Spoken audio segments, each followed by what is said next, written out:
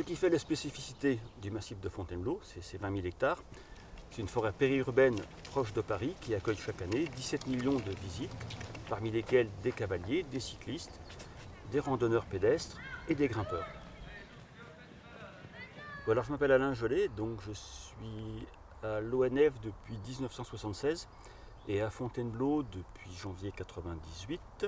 Je m'appelle Julien Lopin, je suis à l'ONF depuis le 1er mars 2008 et sur le site de Fontainebleau depuis janvier 2010. Donc le travail d'un agent patrimonial en forêt domaniale de Fontainebleau, c'est tout d'abord l'accueil du public de par l'entretien et le balisage des sentiers de promenade. Ensuite, on aménage le pourtour de la forêt pour canaliser donc, les véhicules à proximité des sites fréquentés par le public.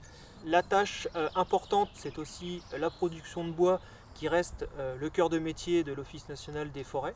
Aujourd'hui, pour valoriser certains sites, le forestier va adapter sa gestion pour se tourner vers la futaie irrégulière. Il s'agit tout simplement d'un collectif d'arbres d'âge et de diamètre différents.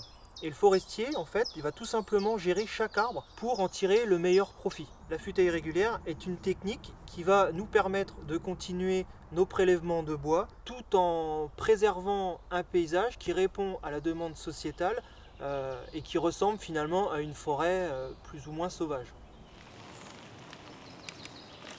La forêt de Fontainebleau, vu que je viens beaucoup, c'est pour courir et pour faire du vélo.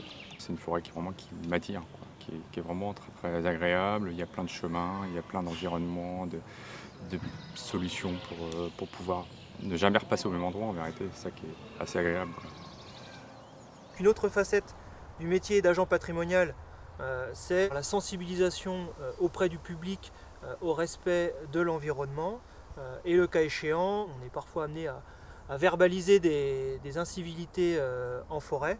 Nous sommes amenés à constater depuis quelques années une recrudescence de dépôts sauvages en forêt. On a des gravats, des végétaux, des matériaux ferreux, du bois déposés par des particuliers ou des professionnels. Donc dans notre métier de tous les jours, on est en relation avec un maillage associatif que l'on consulte lorsqu'il s'agit de prendre des décisions importantes qui concernent l'actualité du massif forestier. Nous sommes membres de la commission de terrain de l'association des Amis de la forêt de Fontainebleau. Et à ce titre, nous sommes chargés de l'entretien d'un certain tronçon de sentiers. Alors bien entendu, il n'y a qu'un responsable en forêt, c'est l'ONF. Si nous voulons envisager la modification d'un itinéraire, nous le faisons en concertation avec l'agent local qui nous donne ses instructions. Moi, l'évolution que j'ai vue en 17 ans, c'est que maintenant les gens sont curieux et ont besoin de justification. Le questionnement le plus fréquent du public concerne en majorité les exploitations forestières, donc les coupes. À nous d'expliquer la nécessité de faire ces coupes pour entretenir la forêt et conserver cet espace boisé. Oui, je viens régulièrement donc en forêt pour me promener, marcher, pour me détendre aussi.